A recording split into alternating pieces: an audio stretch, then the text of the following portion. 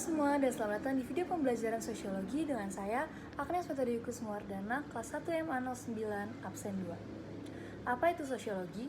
Sosiologi secara etimologi berasal dari kata sosius dan logos. Sosius memiliki arti kawan dan logos memiliki arti ilmu, sehingga sosiologi ialah ilmu yang mempelajari mengenai kawan atau masyarakat. Asal-usul sosiologi berasal pada tahun 1842 oleh salah satu ahli filsafat bangsa dari Prancis bernama Auguste Comte. Dia menulis buku berjudul Positif Filosofi yang berisikan pendekatan-pendekatan umum mempelajari masyarakat.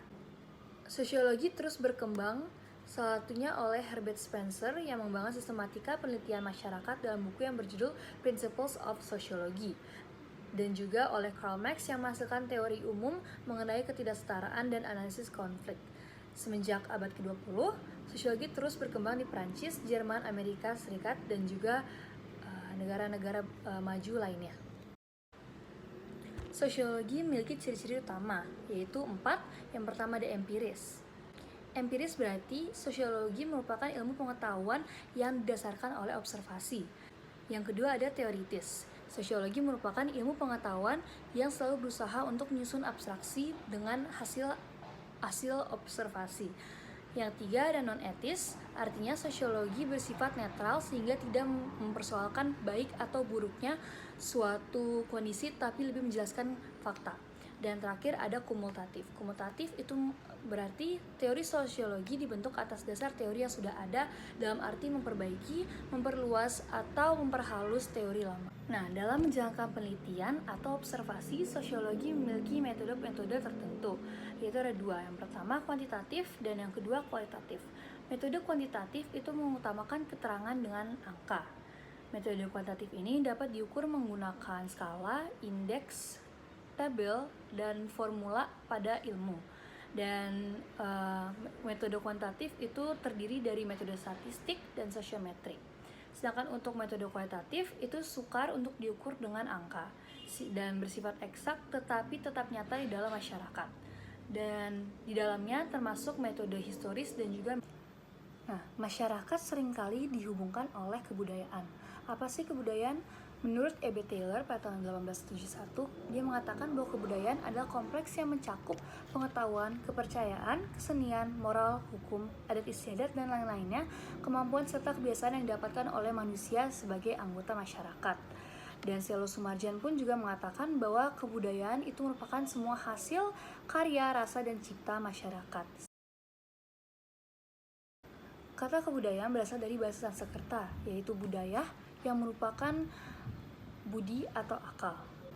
Dan kata culture yang merupakan bahasa Inggris dari kebudayaan itu berasal dari bahasa Latin yang artinya adalah colere, yang artinya mengolah atau mengerjakan.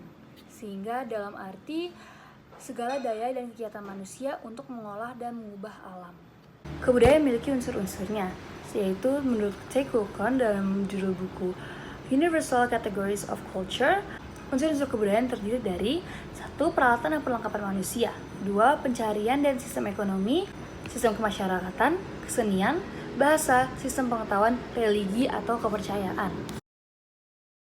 Kebudayaan juga memiliki sifat-sifat seperti berikut, yaitu kebudayaan terwujud dan tersalurkan melalui perilaku manusia dan juga bersifat dinamis sehingga akan terus berkembang dan berjalan. Kebudayaan mencakup aturan-aturan yang berisikan kewajiban, tindakan-tindakan yang diterima atau ditolak, dan yang dilarang atau diizinkan. Kebudayaan sudah terlahir dari generasi awal dan tidak akan mati seiring bergantinya zaman.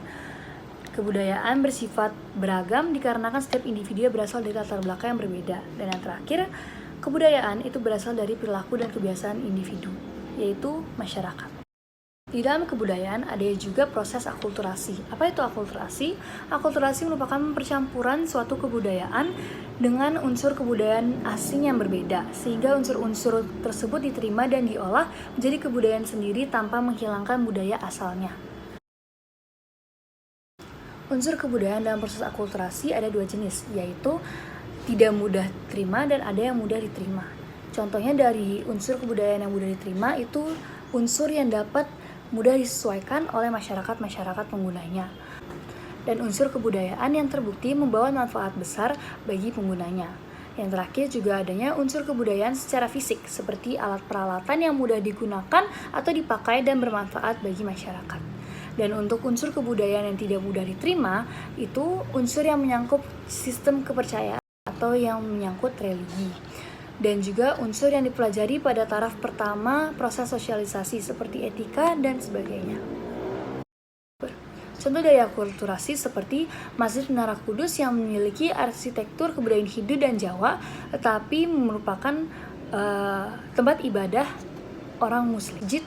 Dan terakhir ada Masjid Cheng Ho yang merupakan arsitektur kebudayaan Cina, tapi merupakan tempat ibadah para pemeluk agama Muslim.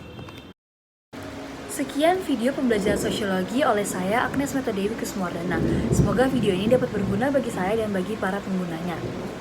Thank you for watching.